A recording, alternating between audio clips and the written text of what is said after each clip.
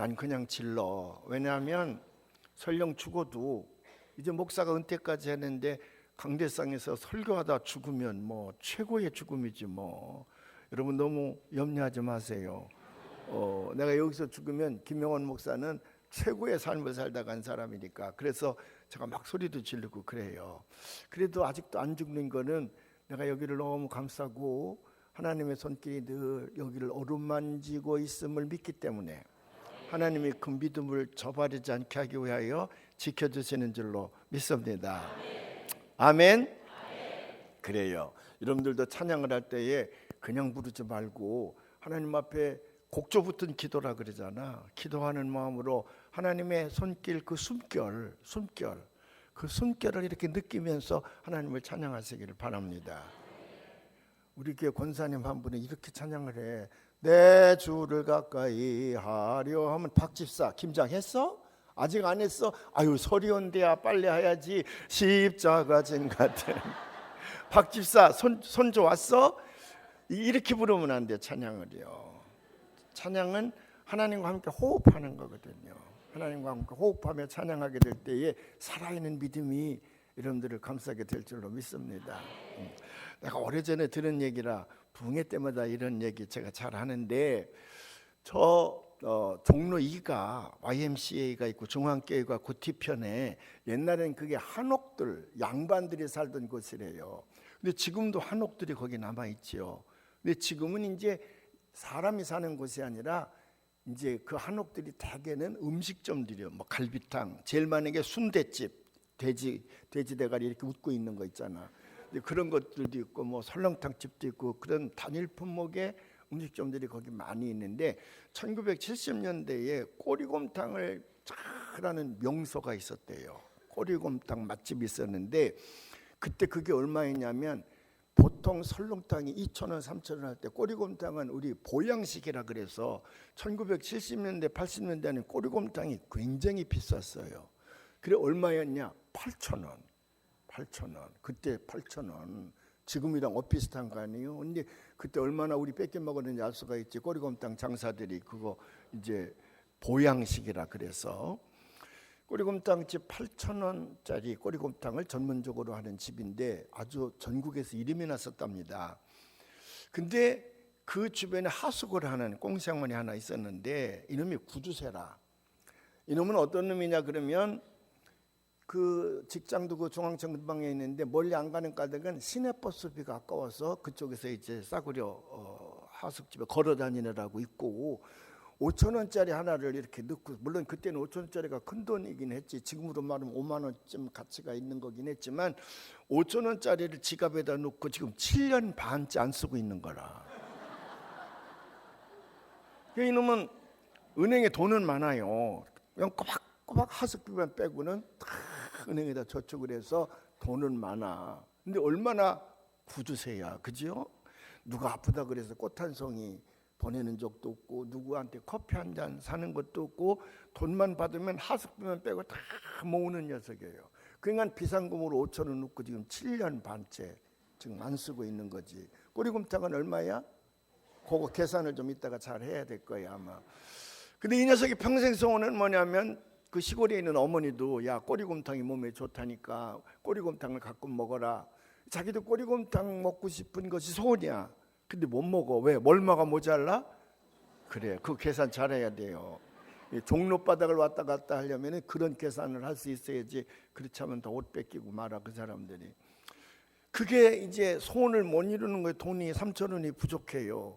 근데 이 녀석은 그렇다고 해서 어머니 말씀을 귓전에 듣고 흘려버리는 게 아니라 자기 마음속에 넣고 꼬리곰탕을 먹는 방법이 있었어요. 그게 뭐냐면 꼬리곰탕은 인스턴트가 아니야. 푹 끓여서 준다든지 뭐 그런 게 아니라 꼬리를 사다가 가마솥에다 넣고 푹 충청도 말로 고운다 그러는데, 삶은 닭을 고운다 그러는데 푹 과야 돼. 2, 3일 푹 과야 물씬하게 그 꼬리뼈에서 나오는 물, 그게 이제 영양가가 있는 거거든. 살이 있는 게 아니라. 그러니까 가마솥에다 푹 고울 때에 김이 나잖아요. 김이.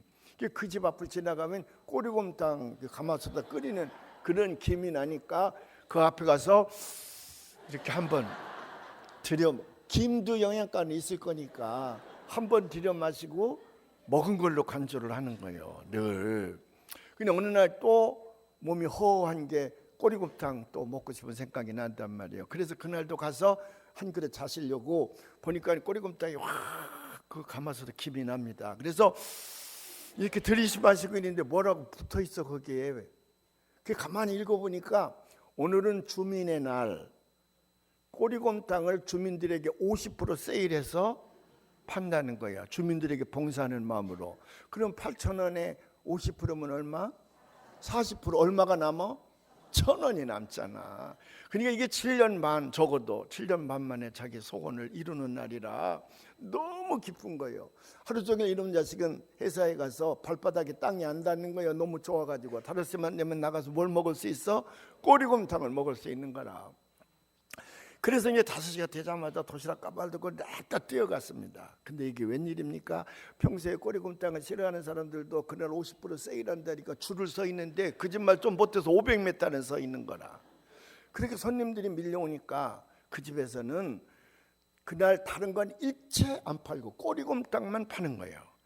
그런데 너무 밀려오니까 저쪽으로 들어와서 먼저 선도를 내고, 그리고 자리에 앉으면 꼬리곰탕을 갖다 주면 먹고 이쪽 문으로 나가야 돼.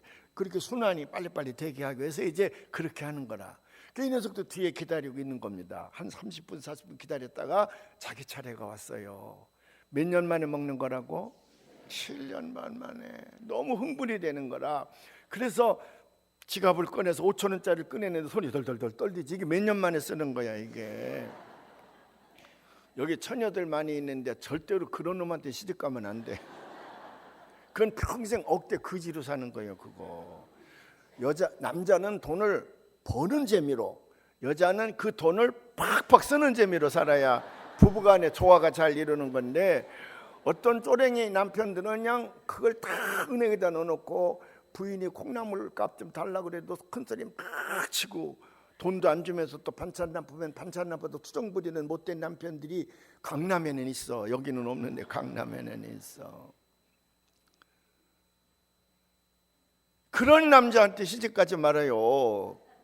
알았지요? 돈 팍팍 쓰게 하는 남자들에게 시집을 가야 돼. 좋은 생각이 있을 거면 여자를 평생 고생해요. 근데 이 녀석이 5,000원짜리를 달달달 뜨면 줬습니다. 캐셔라 그러지. 거기서 계산하는 아가씨 캐셔라 그러는데, 그 캐셔가 얼마를 거실러 줘야 돼? 1,000원을 거실러 줘야 되는데, 그날 은행에서 많이 고스톱들이 필요하니까 사돈으로 이렇게 1,000원짜리를 싸놓고 주는데, 사돈은 잘 붙잖아요. 이게 1,000원을 줘야 되는데 2,000원을 준 거라. 여러분 같으면 1,000원이 더 왔네. 예수 믿는 사람은 반드시 거기다 반납을 하죠. 이놈은 예수 안 믿는 놈이거든. 그 1,000원짜리가 딱 보니까 2장이야. 딱 보면 알지 벌써. 야, 흥분되는 거라. 얼마 벌었어? 1,000원 버는 거야. 이렇게 재수가 좋을 수가 없는 거예요. 집에 오면서도 세봤어. 2장이야. 얼마 벌었어? 1,000원 벌었어. 집에 와서 발 닦고 세봤어. 또 그래도 2,000원이야. 또 1,000원 벌었어. 너무 신바람이 나는 거라. 그 들어눠서 자는데 이상한 느낌이 들어. 배가 고프단 말이야. 보니까 꼬리곰탕을 안 먹고 왔어.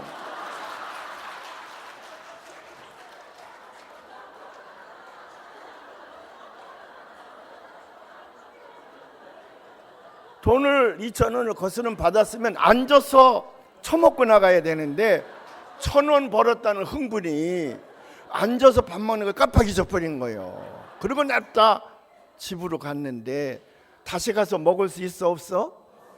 얼마 손해봤어? 이러면 종로바다에 가면 깍두기는 안 먹겠어요. 그런 거 계산 잘하는 거 보니까.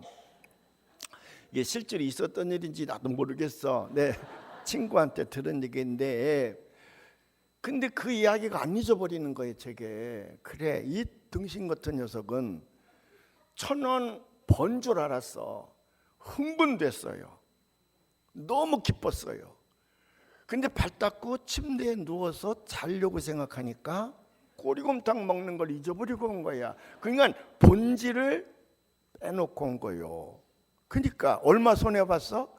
3,000원 손해봤잖아요. 인생을 헛살은 거예요. 근데 우리에게 주는 교훈이 큽니다. 되게 제가 임종을 많이 지켜봤거든요. 임종을.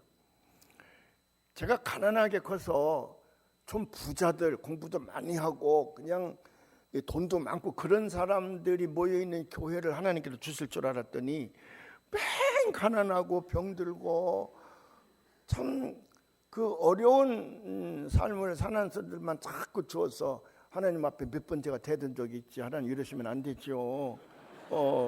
아니 저짝 교회는 11조를 한 달에 1,000만 원, 2,000만 원 막 하는데 우리는 맨날 10,000원, 20,000원 11조 제가 그러면 됩니까? 이러시면 안 되죠. 그런 얘기들을 많이 했는데 그 임종도 제가 그래서 많이 군목을 있는 동안에도 어째 장병들이 이렇게 죽는지 또 저짝 부대에서 죽었는데 날 보고 와서 또 장례식을 하라 그러고 그래서 임종 기도를 많이 했어요. 근데 임종을 할 때에 그 사람들이 후회하는 게 뭔 줄 아십니까? 돈을 너무 못 벌어서 너무 가난하게 살아서 배우질 못해서 너무 높이 올라가지를 못해서 그래서 후회하는 사람은 10%도 안 돼. 대개는 뭐라 그러냐면 나 젊었을 때 열심히 살았다는 거야. 정말 나 열심히 살았습니다. 근데 인생을 다 살아놓고 죽음을 맞이해서 뒤돌아봤더니 잘못된 길에 서 있었어. 그래서 다시 한번 살 수 있는 기회를 주신다 그러면 그렇게는 안 살겠다는 거지. 바른 길로 살았어야 되는 건데 내가 잘못된 길에 서 있었다는 거야. 그래서 랍비들이요 유대인들을 훈련시킬 때에 뭐라 그러냐면 not speed, 속도가 문제가 아니라 but direction, 인생의 방향이 문제라 이 말이야. 방향. 얼마나 빨리 달려가느냐, 얼마나 많이 벌었느냐, 얼마나 많이 높이 올라가느냐, 그건 죽음 앞에서는 아무런 문제가 되지 않는 거예요. 내가 바른 길로 살았느냐 그 말이지. Not speed, but direction이요. direction. 제가 고등학교 다닐 때에 나는 가난한데 친구들 가운데 부자 놈들은 더럽게 많았어요. 충청도에서 제일 부자가 누구냐면 김갑선 씨라고. 여기 어른들은 알 거야. 애들은 몰라. 80 이상 된 분들은 그때 김갑선이라는 사람이 얼마나 부자인 걸 알 수가 있지요. 공주 땅이다 그 사람이었고 대전 그게 한밭이었는데 대전 땅이다 그 사람 거였어요. 유성온천도 물론 그 사람 거였고 그래서 그 사람은 평생 자기 땅만 받고 살아도 될 만큼 큰 부자입니다. 김갑선 씨가요. 대단한 부자예요. 근데 머리도 비상했던 모양이에요. 한국의 3명의 부자를 일본 총독님이 데려다 놓고 지금 전쟁하잖아요. 이제 그 그때 남태평양이라 그러나 어디라 그러나 남양군도 이쪽으로 저 베트남 이쪽으로 막 일본군이랑 큰 전쟁이 벌어졌잖아요. 군량미가 필요하단 말이야. 그러니까 3명의 한국의 대표 부자를 앉혀놓고 군량미를 얼마 내겠냐? 그러니까 모 씨는 내가 그 후손들 때문에 성은 안 되지만 모 씨는 100만석을 내겠습니다 그랬대요. 좋다 영웅이라고 말이야. 100만석이야. 자네는 얼마 내겠나? 80만석을. 야 이 사람아 이 사람 100만인데 20만석 더 내. 100만석 좋아 100만석. 그 둘이 100만석씩 내기로 했다는 거지. 100만석이면 그게 보통 많은 게 아니에요. 그래서 군사량이 그때는 굉장히 발전했다는 거는 쌀 전부 분리 모아가지고 가져갔기 때문에. 근데 김갑선 씨가 마지막에 왔습니다. 자네는 얼마나 내겠나? 각하 이 두 사람이 100만석씩만 내면 나머지는 전쟁 끝날 때까지 내가 다 하겠습니다. 총독이 벌떡 일어났다는 거예요. 아 이런 훌륭한 애국자가 있다고. 그래서 영웅했다는 거예요. 근데 그 두 사람은 100만석씩 냈는데 이 사람은 한 톨도 안 냈다는 거예요. 왜? 전쟁이 그 전에 끝났어. 그 200만석이 떨어지기 전에 전쟁이 끝나버렸어요. 김갑선 씨가 김씨야. 나랑 똑같은 정씨인데 그렇게 부자야. 그 손주가 저랑 중학교 동창이거든요. 중학교 동창이에요. 고등학교 동창 가운데에 충청도 안에서 5번째 안으로 땅을 많이 가지고 있는 친구가 있었습니다. 그 아버지가 그렇게 이제 강씨인데 돈이 많았어요. 근데 50대 초반에 이 사람이 나 고등학교 2학년 때에 위암으로 죽게 됐습니다. 그래 이제 우리가 친구 아버지가 위독하다 그러니까 집으로 갔지. 근데 숨을 몰아쉬면서 가래를 잡고 뱉어가면서 위암이 말기 때는 굉장히 아프대요 그게. 그래서 막 그 통증을 견딜 수가 없는데 아들 친구들이 왔다 그러니까 그 맏아들이거든요. 우리를 앉혀놓고 얘들아 돈이 무슨 소용이냐, 내 재산 다 준다 그래도 이 병 하나 못 고친다 그러는데 아이고. 그래 내 친구는 초등학교만 빼고 중학교 고등학교를 보결로 들어온 애거든. 걔가 내가 첫날 얘기했잖아 보결이 누군지.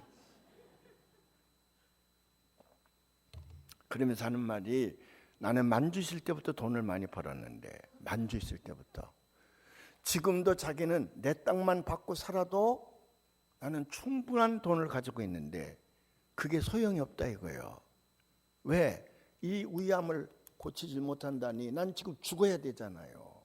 근데 자기가 살아온 길을 봤더니 그까짓 그 재산 다 소용없는 것을 좀 더 잘 살 걸. 그러니 얘들아 그 아들 우리 아들하고 좀 잘 살아라. 너무 돈 같은 거 신경 쓸 거 없다. 잘 살아라 그랬어. 그 사람도 한참 살 적에는 자기가 잘못 사는 줄 몰랐어. 돈만 많이 벌으니까 최고로 잘 사는 줄 알았지. 근데 50대 초반에 그거 다 놓고 죽으려고 뒤를 돌아봤더니 자기가 잘못 살았네 이거. 그러니까 아들에게 유언이 너무 돈에 집착하지 말고 잘 살아라. 그리고 너희들도 잘 살거라 그랬어. 잘 살거라. 근데 삶의 현장에 있는 사람들은 지가 다 잘 사는 줄 알아요. 지가 잘못 사는 줄 알면 금방 예수 믿으면 그걸 알지. 그래서 회개라는 걸 하잖아. 회개, 메타노이아거든. 메타노이아는 잘못 살고 있는 것 방향을 바꾼다는 얘기거든. 잘 사는 방향으로. 방향 전환의 의미가 있다는 것이 메타노이아거든요. 근데 예수 안 믿는 것들은 그걸 모른단 말이에요. 그거를. 그러니까 열심히 살다가 그냥 그 잘못된 길에서 뒤지고 마는 거거든. 근데 예수 믿는 사람들에게도 그럴 수가 있거든요. 그러니까 하나님이 예수 믿는 사람은 적어도 잘못된 방향으로 살아서는 안 된다. 반드시 잘 살 수 있는 방향, 그 방향을 살게 하기 위하여 선물을 하나 주셨어요. 그게 뭐냐면 교회라는 거예요. 교회. 우리가 잘 사는지 잘못 사는지 몰라. 그러나 우리가 교회 안에 머물러 있기만 하면 그 교회가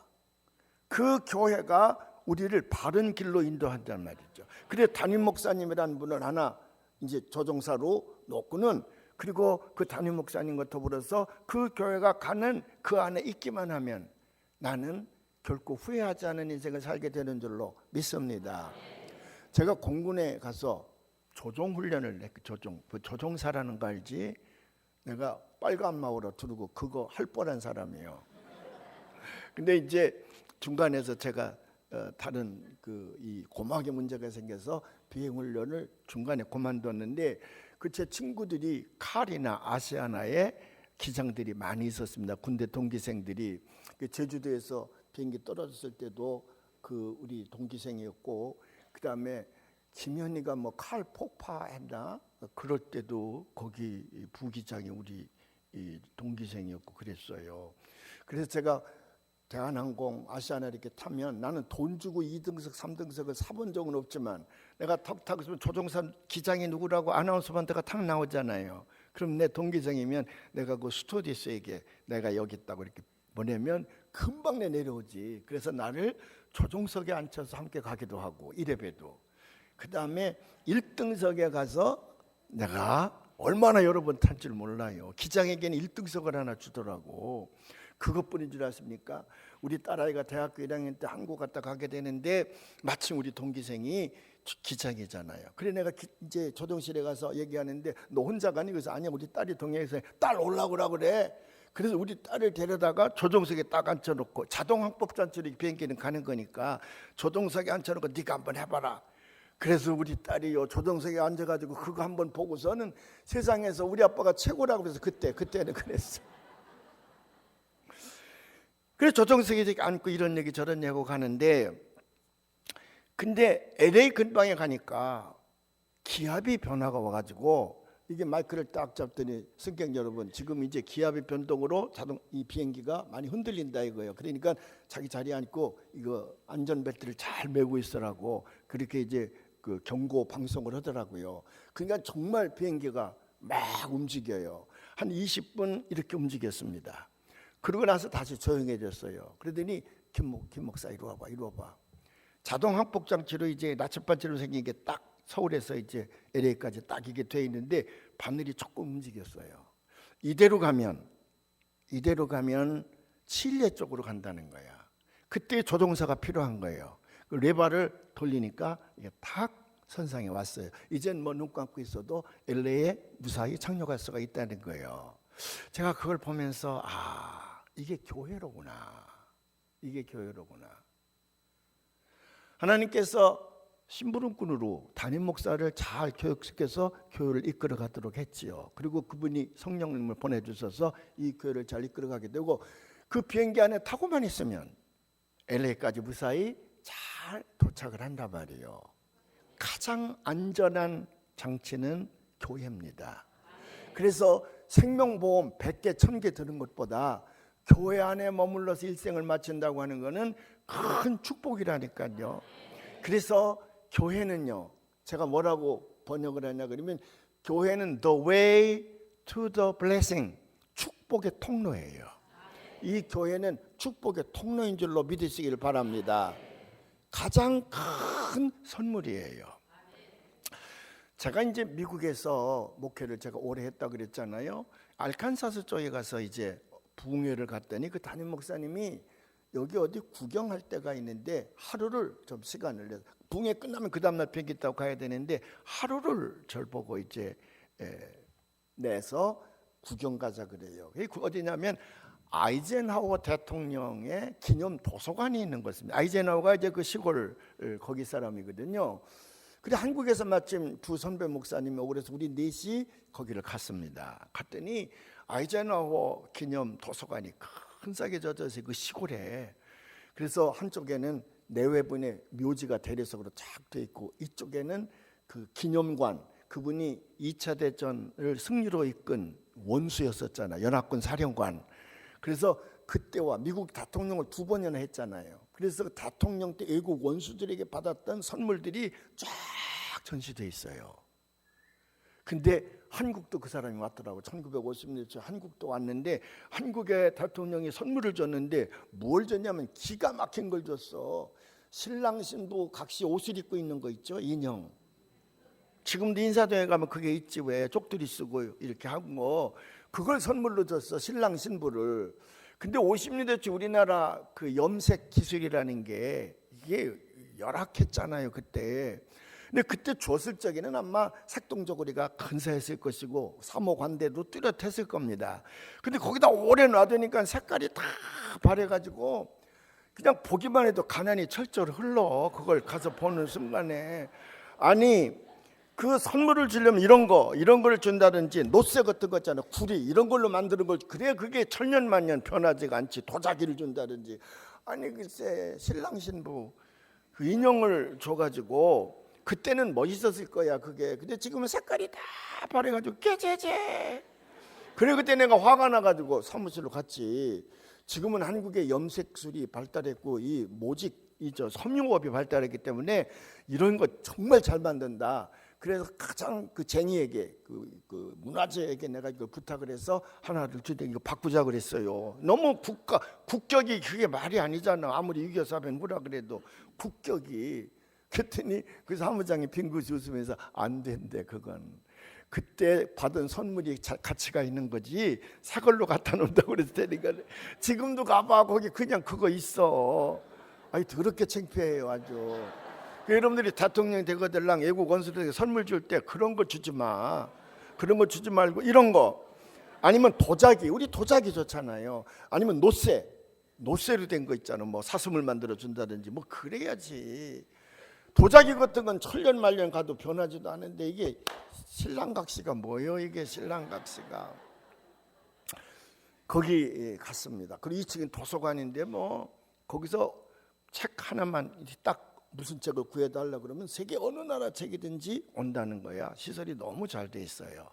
우리 넷이 그걸 구경을 하는데 머리가 하얀 백인 할머니가 자꾸 우리를 쫓아다니면서 감시하는 듯해요. 그래 조금씩 가는데 어느 순간에 탁 다가오더니 너희들 어디서 왔니 그래요. 그래 한국에서 왔다 그랬더니 아 그러냐고. 왜 왔니 그래서 왜 물어봐. 아이젠하워가 좋으니까 왔지. 아이젠하워 대통령이 우리나라 전후 복귀하는데 얼마나 많은 원조를 해줬는데요. 그것도 신앙이 참 좋은 사람이거든. 그래서 우리가 아이젠하워를 너무 좋아서 우리가 존경하는 인물이라 왔다 그랬지. 아 그러냐고. 그래 직업이 뭐냐 그래요. 그래 우리가 목사라 그랬지. 그랬더니 디나미네이션 그 교파가 어디냐 그래요. 그래 감리교회라 그랬지. 그래서 제가 통역을 하니까 감리교회라 그랬더니 마소디스다 그랬더니 그 할머니가 나를 꽉 끌어안는 거야. 그 이쁜 할머니가 배가 좀 나와서 그랬지 뭐. 그러면서 자기는 루터란이라. 루터란 독일 계통의 피가 흘러서 루터란인데 자기는 일생 동안 교회 다니면서 감리교 목사가 제일 좋았다는 거예요. 왜? 감리교 목사들은 그 학문성도 좋고 포용력도 있고 신앙의 열정도 있고 사람을 사랑할 줄 안다는 거야. 미국의 마을마다 감리교가 있는데 나는 감리교 목사들이 너무 좋다는 거예요. 박수 한 쳐.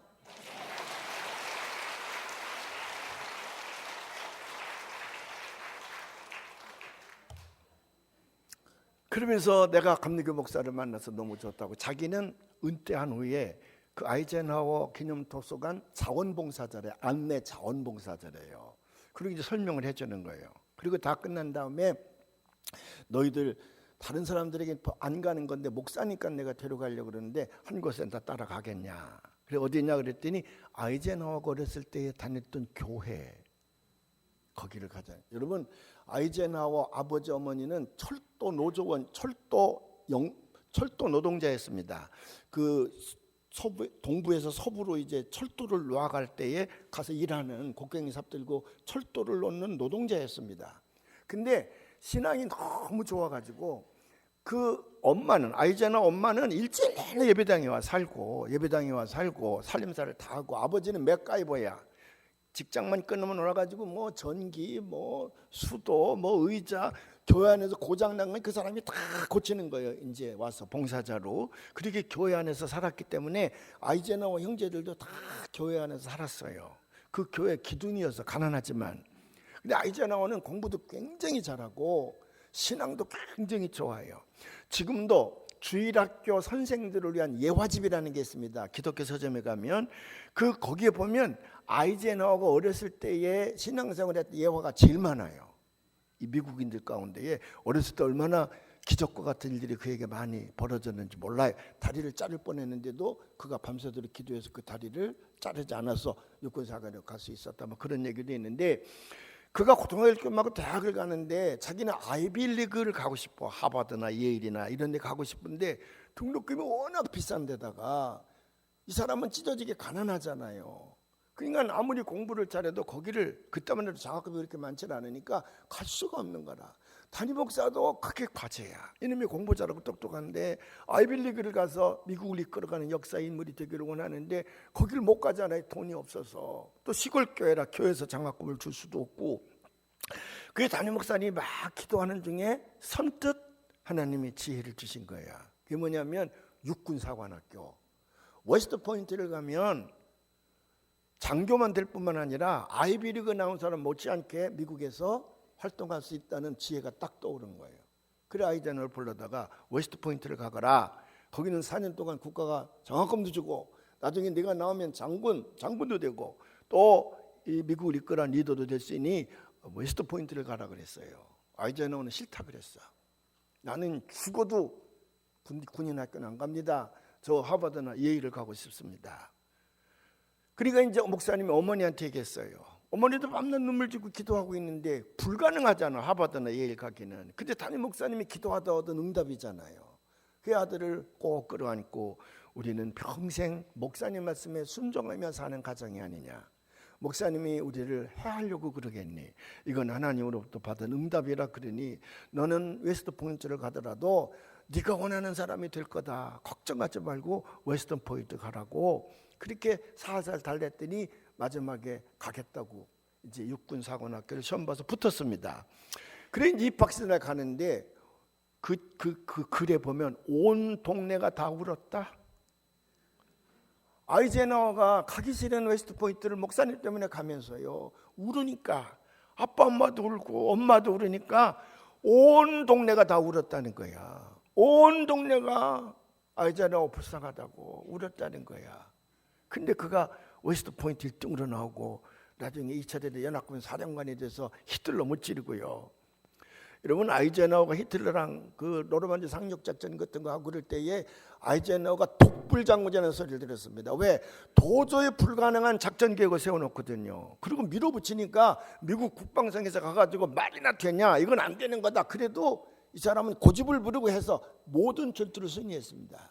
근데 그때마다 이 사람이 썼던 얘기가 있어. 그게 뭐냐면 I heard, 나 하나님의 음성을 들었다는 거야 지난 밤에. I heard. 그러면 참모들이 꼼짝 못했대. 저 사람이 하나님의 음성 들었다는데 뭐 아무리 얘기한들 고집을 꺾겠어요. 그래서 아이젠하워 별명이 고집불통이야. 근데 그 고집불통으로 작전 계획을 세운 걸 다 이겼어. 그 노르망디 상륙작전이 그게 하나의 좋은 예도 되잖아요. 그러니까 연합군 사령관으로 2차 대전 승리하고 나오니까 미국에서는 그를 공화당에서 영입을 해가지고 대통령으로 내보내서 대통령 2번 했잖아요. 그러니까 아이빌리그 나온 사람 이상으로 그가 훌륭한 일들을 해냈지. 참 영웅이에요. 근데 아이젠하워는 군인으로서도 정치인으로서 훌륭한 사람이지만 그가 진짜 존경받는 건 그의 믿음이야. I heard. 그게 그의 별명이요. 아이크인데 별명이 그 아이크가 물론 아이젠하워의 줄임말이기도 하지만 I heard. 그리고 빨리 하면 아이크가 된다는 거예요. 근데 그런 인물을 우리가 가는 거야. 근데 그 할머니가 뭐라고 하냐면 아이젠하워를 너희들이 존경한다 그랬지. 예, 나도 아이젠하워를 참 존경한다. 그는 정말 역사의 인물이고 하나님을 부인했던 히틀러를 이 땅에서 몰아낸 하나님의 위대한 종이라는 거야. 그래서 하는 말이 나도 아이젠하워를 참 존경하는데 교회는 보잘것없습니다. 아주 초라한데 이 교회는 아이젠하워라는 위대한 인물을 잉태해서 생산해낸 여인의 자궁이라는 거야. 보잘것없는 교회지만 이 교회는 아이젠하워라고 하는 역사를 바꾸어낸 인물을 잉태해서 생산해낸 여인의 자궁과 같았다. 그러니 너희들도 목사인데 목사는 한 개척교회의 담임 목사이기도 하지만 민족의 지도자로 세웠음을 나는 믿는다. 너희들이 섬기는 교회가 너희들 민족의 미래를 이끌어낼 수 있는 위대한 인물들을 잉태해서 생산해내는 여인의 자궁과 같은 일을 해야 된다 그러잖아. 동의하십니까? 그러면서 그 여자가 저에게 들려준 말을 지금도 잊어버리지 않냐고 내가 쓰는데 그러면서 하는 말이 made not born이라는 말이 있다. made not born. 인물은 made 만들어지는 것이지 not born. not born. 결코 태어나는 것이 아니라 그 말이야. 운명론적으로 태어나는 것이 아니라 인물은 만들어지는 것이다. 이건 감리교 신학이기도 하고 마틴 루터의 신학이기도 해요. 마틴 루터 신학이기도 해요. 그래서 하나님의 십자가의 은총으로 모든 인류가 다 구원받으니 길이 열렸던 것처럼 만인들은 주님의 이 교회 안에 오기만 하면 역사를 만들어가는 주역의 인물이 될 수 있을 줄로 믿습니다. Made not born이에요. 인물은 만들어지는 것이지 결코 태어나는 것이 아니라고 말이에요. 그러니까 여러분 교회가 성지가 되기를 원합니다. 홀리랜드. 그 성지가 되려면 세 가지 조건이 충족되어야 되는데 하나는 하나님이 쓰시는 인물이 나와야 돼. 인물이 없는 성지는 없어. 두 번째는 그 인물을 길러낸 토양이 있어야 돼. 토양. 여러분들은 인물이 될 수도 있고 인물을 길러내는 토양도 될 수가 있습니다. 세 번째는 그 인물을 흠모하고 존경하는 순례객이 있어야 되는데 여러분 교회 모두가 다 첫째 번과 두 번째의 요건을 충족시켜서 하나님이 거룩하게 쓰시는 성지가 되기를 주님의 이름으로 축원을 합니다. 그래서 이 성지는 축복의 통로라고 말이에요. 축복의 통로. 여러분들의 운명을 바꾸어내는 거예요. 제가 감독으로 있을 때에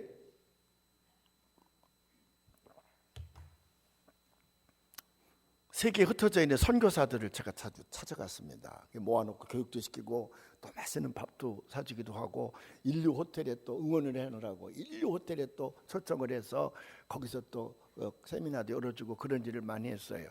말레이시아에 가서 그 일을 하고 금요일날 저녁 거기는 동남아는 꼭 12시 비행기예요. 밤 12시 비행기. 그걸 타고 오면 여기 아침 6시쯤 이렇게 도착을 하는데 그래서 제가 9시까지 강의를 하고 공항에 나가야 됩니다. 금요일 저녁에. 그래 토요일날 내가 여기 도착을 하면 준비를 해서 나도 목사니까 이제 주의를 지켜야 될 거 아니겠어?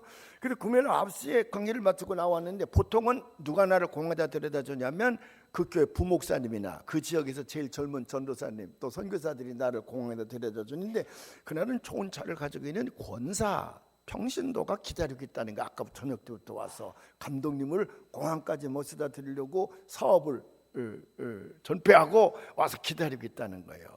그래 내가 고맙잖아요. 그래서 권사님 고맙습니다. 참 고맙습니다. 그랬더니 아닙니다. 제가 영광이지요. 탔어요.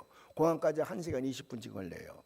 타고 가는데 감독님 제가 오늘 자원봉사도 나온 거는 감독님에게 간증 좀 하려고 그래요. 그래서 좋지. 나는 그런 간증이 좋더라. 평시들을 뭐요? 그랬더니 이 사람이 태국 근방의 어느 고아원에서 있다가 고아원이 그때 많이 때린 모양이야. 아마 밥도 잘 굶기고 그래서 도망쳐서 서울로 왔답니다. 초등학교 그저 한 2, 3학년 정도 나이에 곧 학교도 들어가 본 적도 없었고 한글도 모를 때인데 그래 동대문 근방에서 그 얻어먹는 거지였대요. 그 포목상 있고 그러잖아요. 동대문 시장에 그때는 이제 연탄으로 이렇게 그 밑에를 이제 이렇게 조그만 언덕이 있어서 거기 앉아서 이 사람들이 장사를 하잖아요.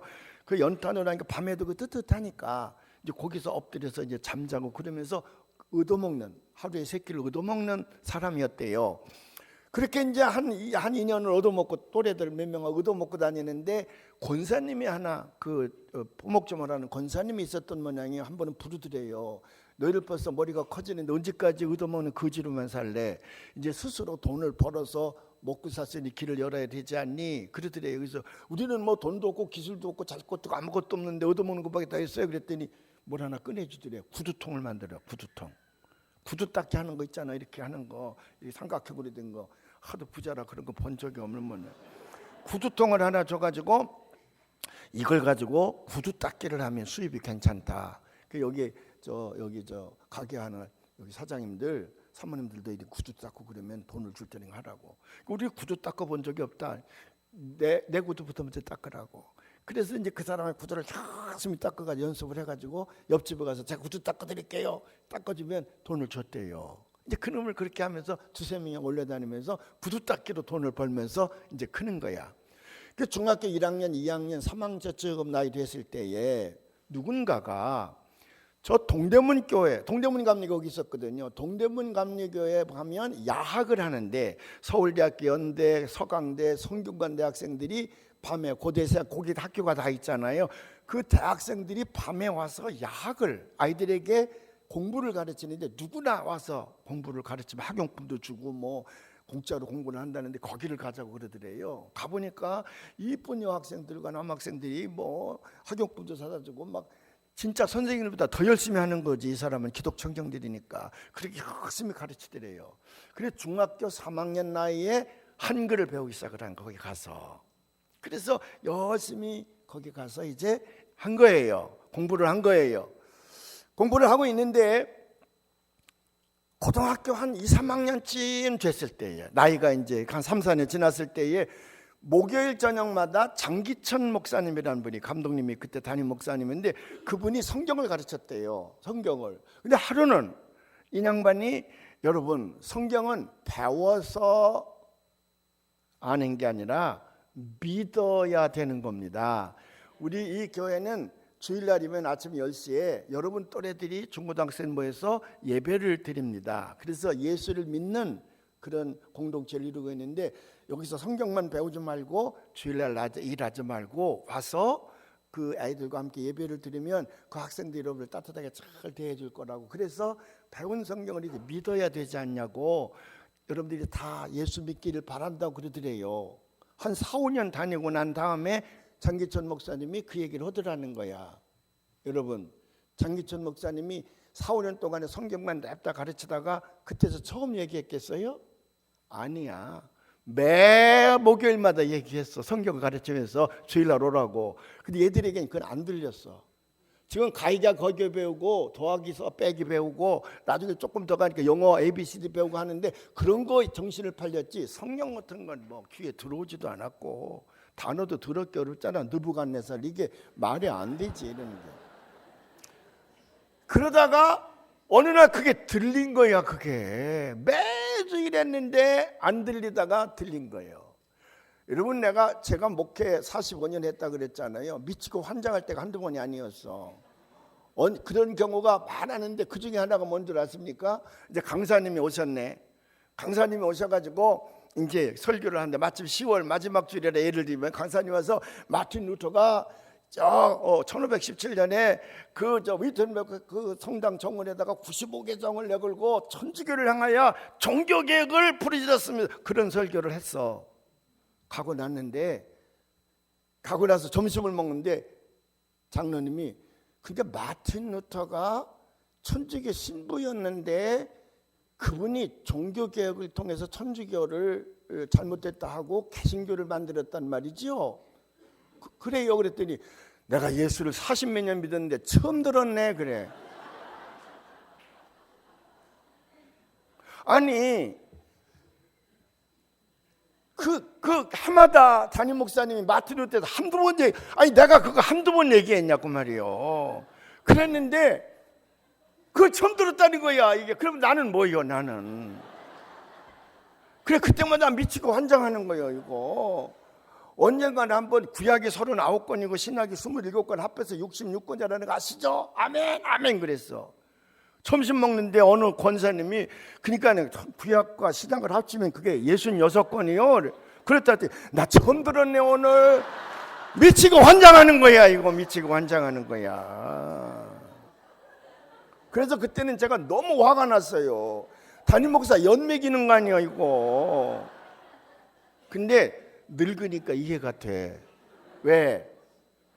아무리 수십 번 수백 번 얘기해도 안 들렸어 그 사람에게는. 근데 그날 성령님께서 길을 열어주신 거야. 그날 들린 것뿐이야. 그러니까 그 사람의 잘못도 아니요. 때가 돼서 듣게 하신 거야. 그래서 성경 어디가 구약 성경이니까 내가 잘 모르는데 귀 있는 자는 들을지어다. 어디 있지요? 그게 무슨 말인가 잘 처음에는 귀 없는 놈이 어디 있어 세상에. 근데 나중에 이것도 깨달았어 내가. 그래 귀 있는 자 하나님이 들리게 해줘야 들리는 거예요. 이 사람도 그때 들은 거야. 주일날 가보니까 이쁜 여학생들이 꽃도 달아주지 뭐 성경책도 사주지. 그래서 너무 좋아서 그때부터 교회를 다니면서 예수를 믿게 됐대요. 동대문 교회에 예수 믿는 학생이 된 거예요. 열심히 했답니다. 그래서 구두 닦기 하면서 11조 탁탁 내고요. 그러다 보니까 자기랑 비슷한 처지에 있는 여학생 하나가 또 자기를 좋아하고 그래서 둘이 교제를 하게 됐다는 거예요. 늦은 나이에 검정고시를 패스했습니다. 둘이 똑같이 그때는 5급 공무원인데 5급 공무원 시험을 봤는데 여자는 되고 남자는 떨어졌어요. 시험에 언제나 남자가 여자한테 양보하는 거거든. 그게 언제든지.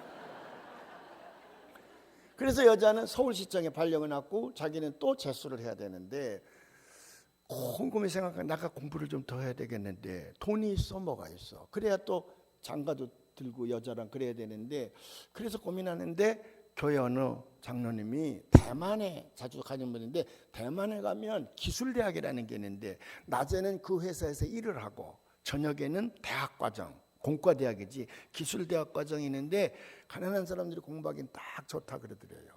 그래서 그 장로님이 도움을 받아서 어플라이를 했더니 합격 통지서가 와서 근데 거기 가서 5년인가 6년 만에 대학을 마친 거야. 실력은 그랬겠지 뭐. 낮에 일하고 밤에 공부하니까 주경야독이라는 게 쉬운 게 아니거든. 자빠져 자지대기 가서. 그러니까 그러나 뭐가 늘었냐면 중국말이 늘었잖아요. 졸업을 했는데 자기가 대학에서 배운 거 가지고 먹고 살기는 힘들고 중국말 가지고 먹고 살아. 근데 대만은 애들도 저보다 더 잘하잖아 중국말을. 한국 가면 중국말 가지고 먹고 살 수 있을까? 그때만 해도 별로 그게 길이 안 열릴 것 같더라는 거예요. 근데 누군가가 거기서도 교회를 다니는데 대만에서 누군가가 말레이시아에 가면 중국 사람들이 임금 지금도 제일 높아요. 중국 사람들이 임금이 제일 높고 그 다음에 한국 사람들이야. 그 다음에 그 말레이족들. 누가 임금이 제일 싸냐면 인도, 베트남 이 사람들 임금이 제일 싸요. 말레이시아 지금도 가면 중국 사람이 있고 화교들이 많아가지고 임금이 제일 높대요. 아, 그럼 내가 말레이시아로 가야 되겠구나. 그 말레이시아로 가가지고 노동자로 일을 한 거지 처음에는. 그래서 나중에 자리를 잡고 자기 부인 오라 그래 결혼을 하고 사업을 시작을 했는데 그 말레이시아에 무슨 총판이라는 거 있죠. 외국에서 물건을 만들면 그 나라에다가 갖다가 파는 그 독점권이라네. 그게 총판을 6개인가를 가지고 있대. 지금 말레이시아에 살고 있는 한인들 가운데에 세금 넘버1이야. 그럼 무슨 말이야? 제일 부자라는 얘기지. 제일 부자. 거기서 제일 부자인데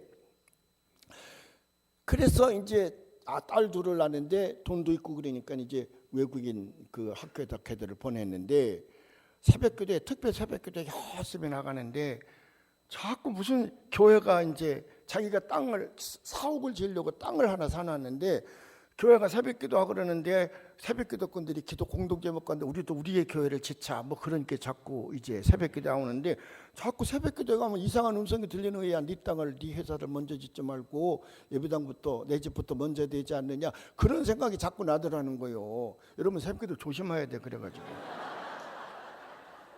근데 그 다음에 또 가면 또 나오고 또 가면 또 나오고 그래서 나중에 자기도 모르는 사이에 자기 담임 목사님실에 갔더래. 가가지고 목사님 교회 질 땅 있어요? 없는데 제가 저 4억 질라고 사는 땅이 있는데 거기다 교회 먼저 짓죠 뭐. 그러고 오는데 그렇게 후회스럽더래. 내가 미쳤나?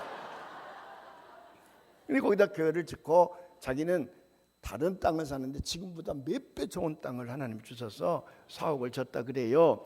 근데 그날 왜 나를 만나고 그랬냐? 자기 딸 둘이 그 외국인 학교를 다녔는데 고등학교를 졸업하고 미국으로 어플라이를 했는데 존스 홉킨스 대학이라고 있습니다. 이 사람이 영어를 잘못하니까 존스 호프킨스 처음에 못 알아들었는데 존스 홉킨스 대학이야. 물론 대학도 유명하지만 존스 홉킨스 의과 대학이에요. 그 샴쌍둥이라 그래서 쌍둥이들 뇌 이거 분리해야 된다든지 뇌 질환의 수술이 세계에서 최고예요. 그리고 인조 관절 있잖아요. 아티피셜 그 우리 여기 고관절이나 무릎 관절 왜 인조 관절 넣는 것도 세계에서 최고예요. 명문입니다. 거기가 하버드 의과대학보다 더 좋은 과목이 많아요. 그 존스 홉킨스 의과대학에서 원래 대학을 졸업하고 의과대학을 가야 되는데 대학 졸업하기 전에 이 대학 과정에서 의과대학 예비 의과대학 학생들을 특대생으로 뽑는 게 있어. 걔들은 들어가면 1학년 때부터 4학년까지 의과대학 들어간 준비만 하는 애들이야. 머리 좋은 애들을 뽑아서 장학금 줘가지고 걔들이 대학 과정을 마치면 존스 홉킨스 의과대학에 보내는 거예요. 그 의예과는 마찬가지지. 그 의과대학에 어플라이는 딸이 둘 다 합격을 한 거야. 목사님, 제가 구두 닦기잖아요. 구두 닦기. 우리 집 사람도 고하고요. 우리는 아주 천박한 놈들이에요. 근데 우리가 교회를 열심히 다녔더니 우리 딸들이 존스 홉킨스 대학 의과대학 세계 재벌들, 세계 대통령들, 수상들, 왕들이 자기 자식 새끼들 다 보내고 싶어하는 존스 홉킨스 대학에 우리 두 딸이 들어갔어요. 이거 간증하려고 남아있는 거예요. 그 사람.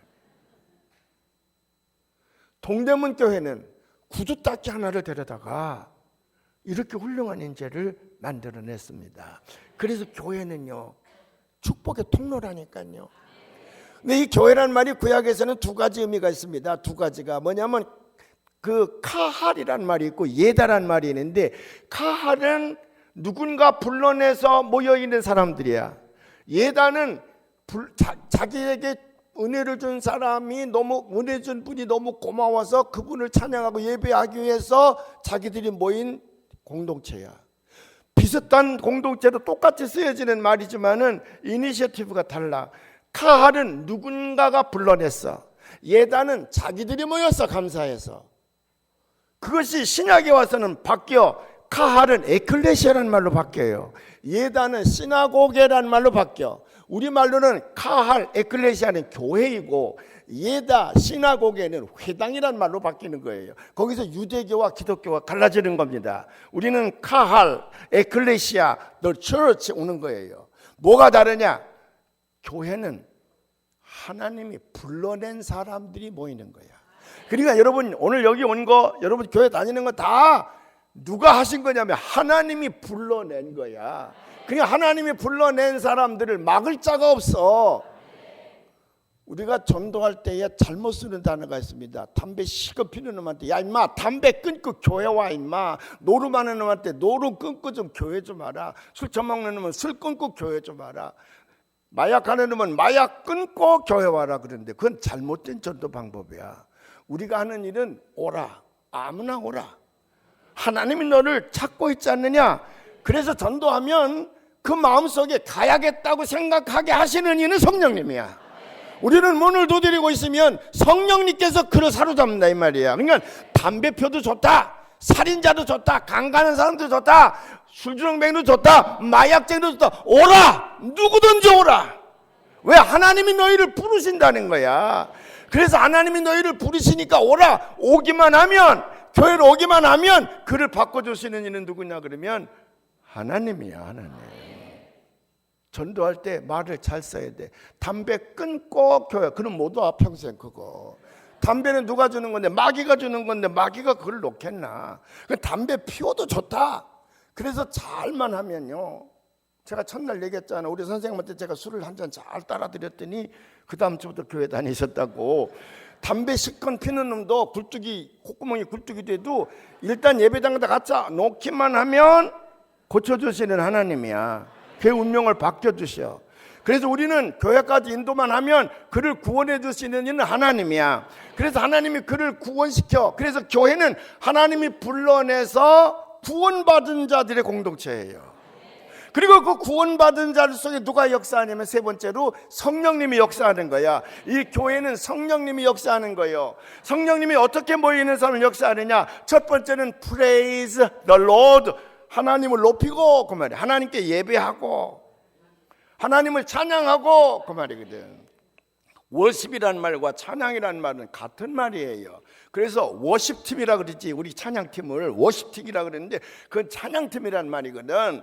그러니까 성령님이 우리 마음속에 오셔서 하나님을 예배하게 한다 이 말이요. 예배하게 한다 이 말. 하나님을 찬양하게 한다고 말이야. 두 번째는 그 성령님이 그 교회를 통하여 raise people, 사람을 세우는 거야. 사람을 세워.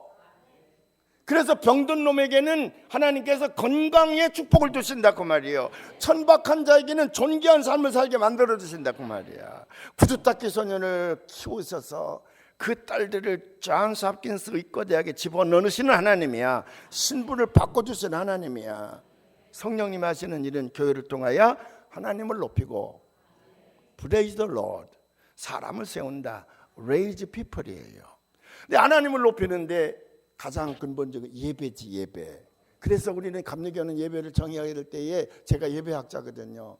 예배를 정의할 때에 예배는 뭐냐면 to glorify God, 하나님을 영화롭게 하고, 하나님을 영화롭게 하고, 두 번째는 to sanctify the people, 사람을 성화시키는 거야.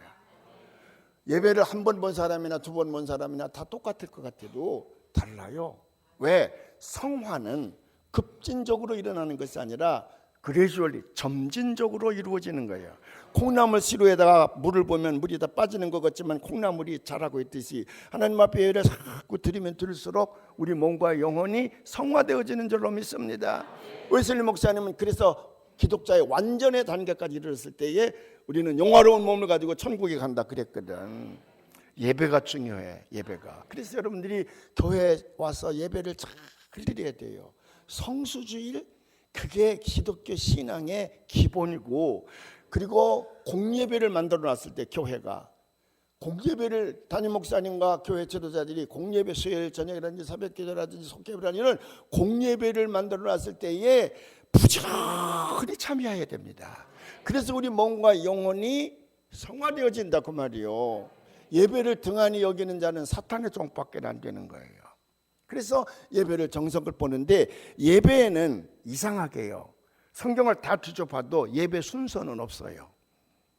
예배는 이런 내용으로 드리라는 건 있는데 예배를 순서 목도합시다, 찬양합시다, 교동 이런 순서는 성경에 없어. 근데 우리는 자칫 잘못하면 사목사님이 와서 예배 순서를 조금만 바뀌만 하면 장로님들이 발끈하지. 우리는 그렇게 예배를 드리지 않았습니다. 아니야, 예배는 순서는 없어. 순서는 마음대로 해도 돼. 본질만 있으면 돼, 본질만. 그래서 그 문화, 그 언어, 그 감성을 가지고 감동적인 예배를 드리기만 하면 돼. 그래서 예배를 enculturation이야. 예배의 문화화 그 말이야. 그 말은 무슨 말이냐면 그 민족의 문화와 언어와 감성을 가지고 감동스럽게 하나님의 예배를 드린단 말이야. 그러니까 예배를 담임 목사님이 예배 디자이너야. 그분이 알아서 다 하니까 제발 좀 그렇게 하면 안 된다고 그러지 마. 예배 순서는 성경에 없어. 근데 예배의 내용은 있어. 모서경에도 있고 예수님도 예배의 내용은 가르치는 건데 몇 가지가 있냐? 예배의 내용은 크게 네 가지가 있어요. 첫 번째는 뭐냐면 예배라는 건 뭐냐? 첫 번째, 눈이 어두워서 이거 잘 안 보이네. 첫 번째는 찬양과 감사가 있어야 돼. 예배에는 찬양과 감사. 그래서 언제든지 praise and gratitude. 찬양과 감사가 있어야 돼요. 두 번째는 기도와 간구가 있어야 돼요. prayer and petition. 우리가 하나님 앞에 요청하는 거죠. prayer and petition. 기도와 간구가 있어야 돼요. 세 번째는 뭐가 있어야 되냐? 말씀 선포와 축복이 있어야 돼요. word and blessing이야. 말씀과 축복이 있어야 돼요. 네 번째는 뭐냐? 우리가 봉헌이라고 말하는데 그건 난 번역이 맞아. 제물이야, 제물. 봉헌과 파송이라 그러는데 봉헌, 그래서 offering and dispatch라 그러는데 그 offering이라는 말은 헌금, 봉헌 그런 말로 되어지는데 사실은 로마서도 그렇고 이거는 제물이야, 제물. 제물과 파송이에요. 왜? 파송도 우리를 로마서 얘기하는 것처럼 산 제물로 드리는 거거든. 말씀을 들고 땅끝까지 나가서 복음을 전하는 증인이 되라는 얘기거든. 그러니까 이게 제물과 파송이야. 이 네 가지는 예배에 분명히 있어야 된다는 거예요. 그 레위기에도 그게 다 기록되어 있습니다. 그래서 이 네 가지의 내용을 가지고 하나님 앞에 예배를 드려야 되는데 제물에는 세 가지가 있지. 하나는 몸이 와야 돼. 몸이. 우리 교회 권사하라는 이 자식이 그냥 바쁘다고 한 달에 한 번, 두 번에 와가지고 정답게 인사를 하지. 목사님 저예요. 왔어? 오늘 오랜만에 왔네. 저요. 제 마음 알잖아. 제 마음은 다 여기 있다는 거예요. 몸은 딴 데가 있지만 하나님 앞 예배는 몸이 와야 돼. 몸. 첫째는 몸이 와야 되고 두 번째는 마음이지. 마음이 와야지. 몸은 아는데 마음은 동대문 시장에 가 있으면 되나? 마음이 와 있고. 세 번째는 뭐가 있어야 되냐면은 이 봉헌에는 언제든지 물질이 있어야 됩니다. 물질의 기본은 11조를 가리키죠. 11조. 여러분 11조를 헌금의 표준으로 놓고 자꾸 하는데 자꾸 사람들이 돈의 액수를 자꾸 얘기를 해요. 그래서 한국교회 흔히 우를 범하는 게 뭐냐면 어느 집사님, 목사님 내가 13만 5,600원 이제 버는데 그러면 제가 13,560원을 해야 되나요? 13,500원을 해야 되나? 아니면 반올림해서 13,600원을 해야 되나? 이렇게 물어봐요. 그러면 또 어떤 목사님은 또 반올림 해야지. 그래서 13,600원 해라고 그런단 말이야. 아니 그건 돈의 액수를 가지고 따지는 게 아니야. 11조는 레위기에서도 가르치잖아요. 11조는 뭐냐면 영어로 얘기하면 put God, 하나님을 언제든지 어디다 놓냐면 first in my life, 내 인생 가운데에 첫 번째 자리에다가 하나님을 놓겠다고 하는 자기 표현입니다. 자기 표현. 그러니까 여러분들이 수입이 딱 생겼을 때에 익스펜스가 맞춰야 될 것이 많잖아. 그때에 11조를 맨 먼저 떼서 성결해 두는 까닭은 내가 내 인생 가운데서 하나님을 첫 번째 자리에다 두겠다고 하는 정성의 표시예요. 그래서 put 놓는다고 말이지. God 하나님을 first 첫 번째 자리에 in my life 내 인생의 첫 번째 자리에 놓겠다고 하는 자기 표현이에요. 그러니까 반올림이니 그런 거 안 해도 된다니까. 반 내림해도 괜찮아. 문제는 내가 수입이 왔을 때 얼마나 정성껏 그걸 드리느냐 이 말이지. 그래서 11조로부터 자유하시기를 바랍니다. 이게 11조가 안 되면 사탄이 도구가 돼. 그것 때문에 자꾸 어떤 놈은 괴로우니까 11조는 구약이라 그러고 자꾸 또 신약에서는 없던 거라 그러고 자꾸 별놈들이 다 있어 있다 보면. 근데 11조는 우리 재물의 표준이다. 그 표준이란 말은 액수가 반올림 했냐 안 했냐 그게 아니고 내가 11조를 뗄 때에 하나님을 내 인생 가운데 첫 번째 자리에 두고 있다고 하는 믿음의 고백이 되느냐 안 되느냐 그 말이에요. 그래서 여러분들이 11조를 정석을 한다는 얘기는 하나님을 내 인생의 첫 번째 자리에 둔다는 얘기고, 두 번째로 우리가 계절헌금을 드릴 때에 추수감사절 온다. 아유 또 돈 내라는 얘기지 뭐. 부활절 또 돈 내라는 거지 뭐. 맥주감사절 아이고 지긋지긋하다 또 돈 내. 아니야. 그 계절헌금은 우리 헌금의 자세가 천주교회는 뭘 드림으로 인해서 뭐가 된다는 건데 아니야. 우리는 나 위하여 주께서 십자가에서 자기 생명을 바치셨기 때문에 그거에 대한 감사의 제물로 드리는 거거든요. 이게 근본이 달라. 근본이 그냥 계절헌금도요. 내가 그 계절을 당한 오순절, 그리고 오순절에 일어났던 그 역사적인 사건 속에서 내게 주어진 은혜가 있잖아. 그거에 대한 감사한 마음을 가지고 계절헌금을 드리는 거거든요. 나는요 지금도 그의 혼자 그 말씀이 떠오르면 가슴이 팍 울렁거리고 눈물이 막 나오고 그래요. 그게 로마서 5장 로마서인가 잘 모르겠네. 5장 8절인가 뭐 그렇게 있는데 하나님께서 우리에게 자기의 사랑을 확증하셨는데 우리가 예수를 잘 믿기 때문에 선한 일을 하기 때문에 헌금을 많이 하기 때문에 뭐 전도를 많이 해서 그래서 예수님께서 십자가에서 돌아가시고 내가 너를 이만큼 사랑한다고 하신 것이 아니라 로마서 5장 8절에 뭐라고 되어 있냐 그러면 내가 아직도 죄인으로 있을 때에 하나님은 자기 아들 독생자 예수 그리스도를 십자가에 못 박여 죽임으로 말미암아 그의 사랑을 나에게 확증하였느니라 그랬어요. Why we are still sinner. 우리가 아직도 죄인으로 있을 때에 Christ died for me. 그리스도께서 나 위하여 죽으셨다는 거야. 아직도 나는 더러운 몸으로 있는데 하나님께서는 그의 아들을 십자가에서 죽이셨다는 거야. 날 살리시고 위하여. 그래서 그 하나님 앞에 감사의 제물을 드리는 거예요. 추수감사절도 마찬가지지. 지난 1년 동안에 베풀어서 은혜를 생각하면 살아있다는 것 자체가 고맙고 감사한 거 아니겠어. 그래서 여러분 가능하면 추수감사 예배 때에 쓰십시오. 지난 1년 동안에 이런 은혜 내가 입었습니다. 생각하면 생각할수록 많아져. 어떤 사람은 그거 써내라 그러면 2줄 쓰고 없어. 근데요 그걸 화장대 앞에다 놓고 한 달치 힘 쓰기 시작하면요 무궁무진해요. 그래서 거기다 초점을 맞춰서 하나님이 지난 1년 동안에 내게 주신 은혜를 다 기록을 하고요. 오늘 내가 살아있음에 감사해서 정성껏요 예물을 담아서 드리는 것이 추수감사절이야. 그게. 그래서 제가 나원영 감독님한테 제가 좀 친한 사이였는데 그분한테 배운 건 뭐냐면 그 교인들에도 그 훈련을 시켰는데 그분은 12월 크리스마스 때부터 내년도 추수감사절 예물을 위해 적금을 든대. 적금을. 그 적금을 드는데 왜 적금을 드냐? 그때가 뭉툭이 떼면 되지. 자기는 아니야. 적금을 들 때마다 그래 이번 달에도 하나님께서 이런 은혜를 우리에게 주셨구나. 참 감사하다. 그래서 감사의 예물을 떼서 적금을 들어서 그래서 추수감사절 때에 600만 원, 700만 원 그걸 만들어 가지고 하나님 앞에 드리면 그렇게 기쁨이 충만하다는 거예요. 그래서 저도 25년간 그 짓을 따라서 했지. 그랬더니 정말 기쁨이 충만해요. 그러니까 매달 추수감사절에 대한 감사 마음을 갖는 거지. 이번 추수감사절에도 여러분들이 그런 정성이 제단에 올려지기를 주님의 이름으로 축원을 합니다. 어떤 사람 보니까 강남에 동전 있지 이렇게 저금통 돼지 저금통 거기다가 동전 남은 것마다 집어넣어서 그놈을 11절 추수감사절 예물로 가져왔네. 하나님 거짓인가요?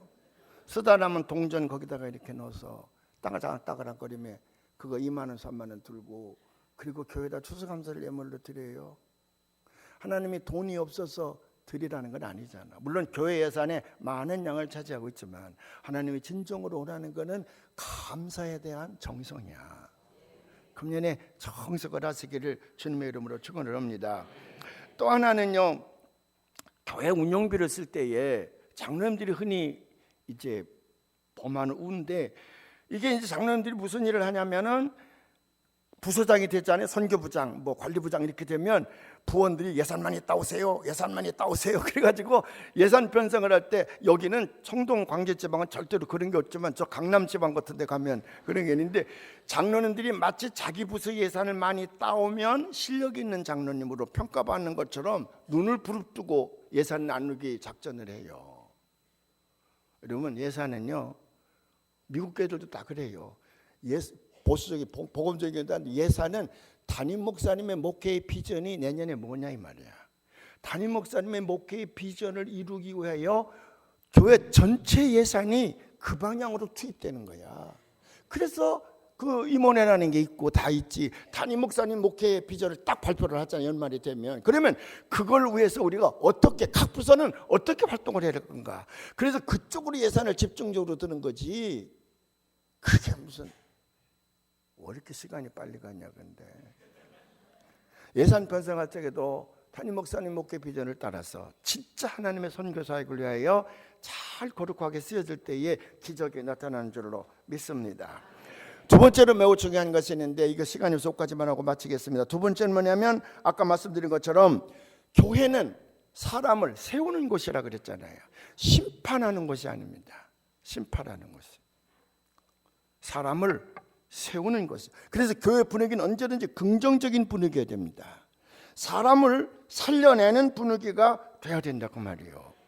제가 그 후배 목사님한테 들었는데, 저기 지방에서 있던 분인데 사표를 내고 와서 열심히 하는데 그 교회 집사 내외가 있었는데, 그 어떻게 가정이 이루어졌냐면 저 남쪽에서 여자아이가 부모가 갑자기 죽었대요. 그 여자가 16살 먹은 아이가 고아가 됐다네. 그리고 이제 누가 어떻게 살 건가 막막한데 언니뻘 되는 사람이 도시로 나갔다가 들어와 보니까 그 친척뻘 동생뻘 되는 애가 불쌍한 고아가 됐거든. 근데 이 사람 눈썹도 붙이고 뭐 찬란한 옷을 입고 왔는데 걔가 불쌍하니까 너 언니랑 같이 가자. 그리고 옷도 사주고 화장품도 사줄 거다. 데려간 것이 창녀촌이라. 그 창녀촌에 데려다 놨는데 어떻게 거기서 16살 먹은 아이가. 근데 마침 그 창녀촌에 술 한잔 먹고 들어간 노총각 놈이 있었는데, 듣고 나니까 이게 어린애잖아요. 내가 너를 살려내리라. 그리고 그 무서운 창녀촌에서 몰래 그를 빼낸 거예요. 빼내가지고 아버지한테 나 이 아이랑 결혼해 살겠다는 거, 아버지가 내 눈에 흙이 들어가기도 안 되지. 창녀랑 결혼하는 걸 좋아하는 사람이 어디 있어. 근데 아버지를 훌쩍 떠나서 저 서해안 쪽에 작은 읍내에 가서 방으로 넣어놓고 찬물을 떠놓고 결혼식을 하고 두 내외가 사는 거라. 상처받은 어린아이를 정성 보살폈고, 어린아이는 오빠가 없고 아버지가 없고 남편 없고 내가 창녀촌에 있는데 나를 구해준 그 아저씨가 너무 고마워서 정성껏 하고. 그래 재밌게 사는데 거기 언덕에 교회가 있거든요. 성가대들이 옷을 입고 찬양을 하고 연습하고 오는 게 너무 아름다운 우리 교회 다니자. 둘이 교회를 갔대. 목사님 인사하고 우리 교회 다니고 있었으니까 아하 잘 왔다고. 그래서 그들에게 성경을 가르치고 세례를 주고 성가대원도 만들었습니다. 열심히 했어요. 장로님도 사랑하고 권사님도 사랑하고 집사님도 사랑했어요. 그렇게 이제 3-4년을 다니는데, 같은 고향 출신의 이집사라는 사람이 있었는데, 나는 그래 이 씨를 유심히 보는 건데, 그 이집사가 고향에 내려갔다가 그 아이가 창녀했다는 걸 알게 됐어요. 올라와가지고 박집사를 불러. 이씨 박쥐 조심해야 돼. 박집사를 불러가지고 제가 창녀했대. 너 조심해라. 저거 뱅크빼도 웃는 게 남자 홀리게 생겼잖니. 남편 조심해. 남편 조심해. 너 무덤까지 가져간다. 너랑 나랑만 알아. 쟤 조심해. 박집사가 또 이 집사를 또 불러. 다른 집사를. 박씨 있으면 계속 부른 거겠지 뭐. 제가 창녀했대. 온 교인이 다 알게 됐다는 거예요. 남자가 가만히 보니까 이게 자기 부인이 창녀했다는 걸 수근수근하고 대하는 태도가 다르거든. 그래서 저녁에 부인을 앉혀놓고 이사 가자. 동해안 쪽으로 가자. 왜 가려고 그러냐? 돈벌이가 잘 안 된다. 동해안 쪽에 가면 돈벌이가 된다. 그래서 가자는 걸 이 여자는 못 가요. 나는 교회가 너무 좋아요. 교회 때문에 이사 가자는 건데.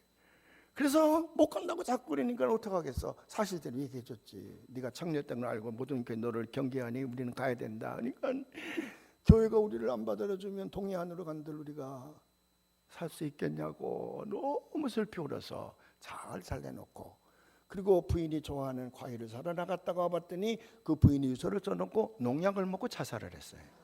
그리고 자살한 편지를 보니까 기가 막혀.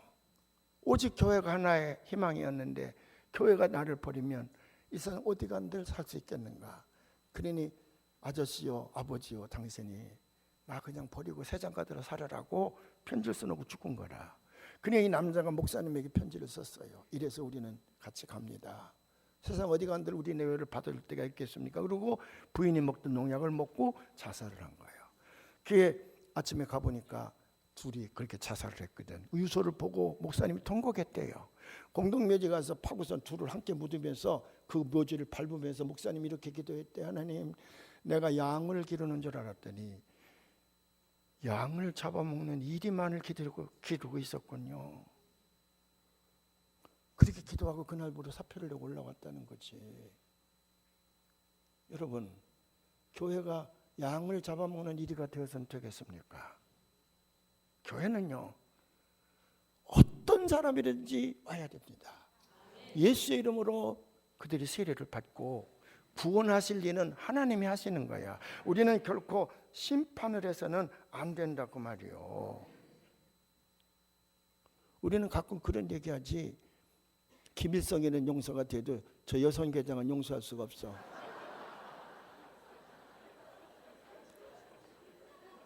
일본 놈들은 다 용서가 돼도 박집사 저 새끼는 내가 용서가 안 돼. 그래서 교회 안에서 왼수를 맺잖아요. 사람을 실족해 하거든요. 아니요. 연자 맷돌을 매는 것이 더 좋다고 그랬나? 여러분, 교인과 교인 간에 또 교인과 목사 간에 무슨 매듭이 져 있습니까? 풀으십시오. 이 세상에 용서 못할 일이 어디 있습니까? 하나님은 하나님과 동등됨을 버리시고 이 땅에 종의 형체로 오셔서 목숨까지 내놓으셨는데 그분 앞에서 우리가 뭐가 의고 뭐가 불입니까? 여러분 때문에 교역자가 상처를 받아도 안 되고 교역자 때문에 교인이 상처받아도 안 됩니다. 모든 매었던 것들을 다 풀어서 하나가 돼가지고 사람을 살려내는 것이 돼야 돼. 살려내는 것. 혹시 지금 누구랑 감정 있는 사람이 있으면 오늘 다 푸시기를 바랍니다. 그래서 새로운 출발이 있으시기를 바랍니다. 관계와 관계 속에 천국이 이루어지기를 바랍니다. Christianity is not a religion. 기독교는 종교가 아니라 but relationship. 하나님과 나와의 관계요, 나와 내 이웃과의 관계였다. 할렐루야. 내가 오래전에 읽은 얘기인데 버지니아에 외동딸이 하나 있었는데 너무 이뻤어. 백인 가정인데 신앙도 좋은 가정인데 네 아이가 고등학교 올라가면서 바람이 들어갔어요. 그래서 가출을 했어. 그래 뉴욕에 할렘가에 가봤더니 문남자들이 자기를 따르거든요. 그리고 여기저기다 돈을 넣어주는데 이 딸아이가요, 이야, 아버지 어머니가 고리타분하게 예배당만 데려가 그랬는데 뉴욕 할렘가에 와보니까 너무 좋단 말이야. 문남성들이 자기에게 몰려오거든요. 신바람 나게 살았습니다. 가출을 잘했다고 칭찬하면서. 뭘 몰랐느냐? 영계가 또 계속해서 올라온다는 걸 몰랐어. 자기가 2년, 3년, 20살, 21살 된 16살짜리가 또 올라오거든, 시골에서. 그 영계들이 올라오니까 얘는 자꾸 뒷방으로 27살, 28살 되니까 완전히 뒷방 늙은이 신세가 되는 거예요. 할렘가에서는. 또 새로운 아이들이 올라오거든. 문 남성들이 끌려간다고 말이에요. 분하고 억울하고 나중에 병이 걸렸습니다.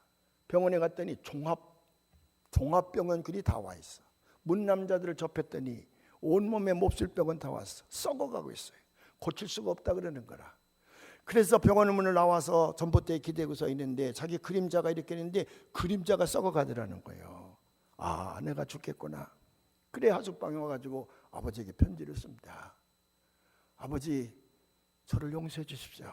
아버지가 용서해 주신다는 편지만 보내면 즉시 달려가서 마지막 아버지 품에서 죽고 싶습니다. 편지를 보냈어요. 아버지가 받기 전에 어머니가 그 편지를 받았습니다. 받아가지고 우리 딸이 죽은 줄 아는 살아있는데 여보 빨리 갑시다. 얘들 데려옵시다. 아버지에게 보였어요. 아버지가 그걸 보더니 괘씸한 년 같으니라고 이미 호적에서 팠다. 절대로 못 온다. 난 얘를 용서할 수 없다. 막 화를 내는 거예요. 그러니까 이 목사님이 편지를 들고 담임 목사님이 찾아갔어. 목사님 우리 딸이 지금 살아있대요. 우리 딸이 살아있대요. 목사님 가만히 보니까 갈만해요. 알만해요. 버진에서 가까우니까 내일 아침에 일찍 갑시다. 아이를 데려옵시다. 그리고 집으로 왔더니 자기 남편이 뒤뜰에서 나무를 바라보고요. 야 이놈아, 그냥 오면 되지 이놈아. 무슨 애비의 용서의 편지가 필요하냐 이놈아. 내가 네 방문을 지금까지 잠가본 적이 없거늘. 달려오거라 이놈아, 달려오거라. 그냥 오면 되지 이놈아. 무슨 편지가 필요하냐. 미쳤어.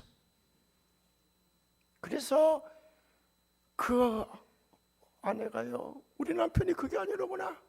그럼 그 답 목사님한테 가서 지금 갑시다. 우리 남편이 그렇지 않다고 지금 가자고. 그러니까 가지고 그 아이를 데리고 새벽에 집으로 들어오는 거예요. 아이가 들어오니까요, 아버지가 뛰쳐나가서 그놈을 붙들고 네가 내 딸이거늘, 이게 내 집이거늘, 무슨 네가 편지가 필요하고 무슨 애비의 용서가 필요하냐 이놈아. 네가 나인 것을 그냥 떼굴떼굴 구르면서 이제 난리가 났지요.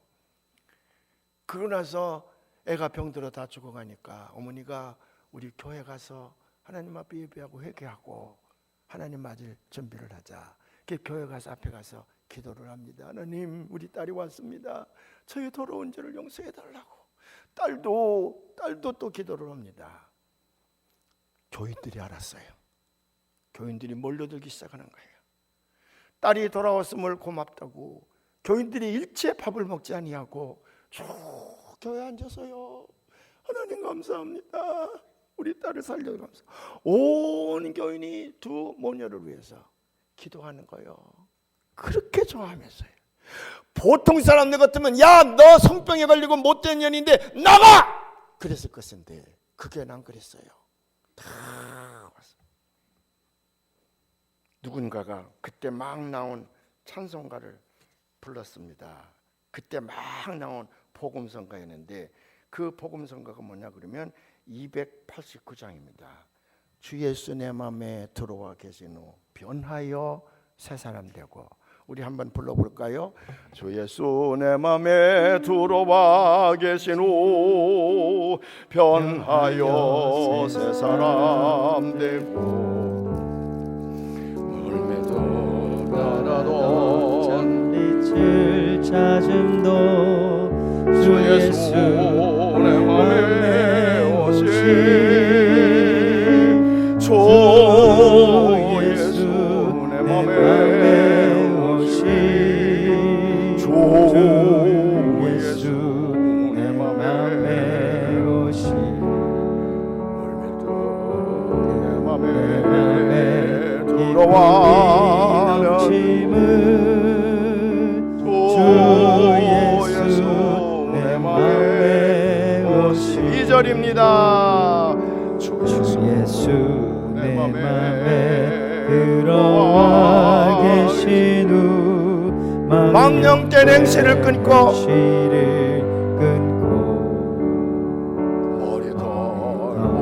머리털보다도 더 많던 내 죄가 눈보다 희어졌네.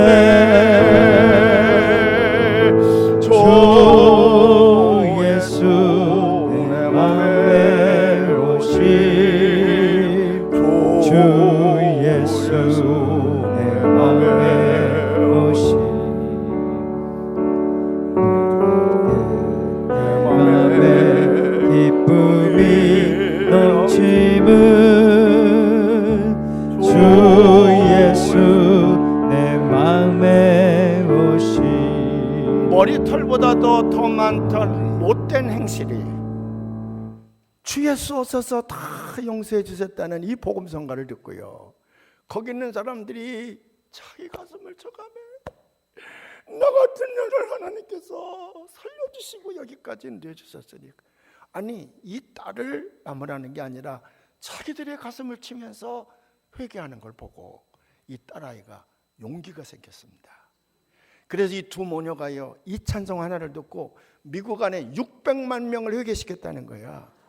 그래 그 선교사들이 이 찬송의 은혜 받고 우리한테도 가르쳐줘서 우리가 교회하는 찬송이 됐는데, 창녀촌에서 교인들의 사랑을 받고 새 사람이 됐던 이 캐럴이요, 그 은혜가 너무 고맙고 감사해서 600만 명을 그리스도의 길에 인도했다는 거거든. 주 예수 내 마음에 들어와 계신 후 온 세계인들이 기쁨으로 부르는 노래잖아요. 교회입니다. 그게 교회예요. 공연히 어떤 사람과 마음의 감정을 품고 그 사람 때문에 갈라지고 그 사람이 교회를 나간다는 지가 나가는데, 그래서 평생도록 그것 때문에 지옥을 건설하고 살지 말고 다 풀어. 너를 살리기 위하여 내가 죽는 십자가의 신앙으로 여러분 다니시는 교회를 거룩한 천국으로 만들어내시기를 주님의 이름으로 축원을 합니다. 그래서 어떤 사람이든지 살려내서 하나님의 존귀한 사람으로 쓰임받게 하는 교회가 되시길 주의 이름으로 축원을 합니다. 기도하겠습니다. 한 1분 동안만 여러분 작은 소리로 기도합시다. 나는 교회 안에서 어떤 존재입니까? 내가 교회를 다녀야 되는 이유를 오늘 깨달았습니까? 나는 내가 다니는 교회를 거룩한 성지로 만들어가고 있습니까? 아니면 남에게 상처를 주고 남의 마음을 아프게 하고, 그래서 교회를 지옥으로 만들고 있습니까? 오늘 결단하시고 성지로 만들어내는 교회 일꾼들이 되시기를 바랍니다. 하나님 앞에 그렇게 결단하는 기도를 1분 동안만 작은 소리로 들으시기를 바랍니다.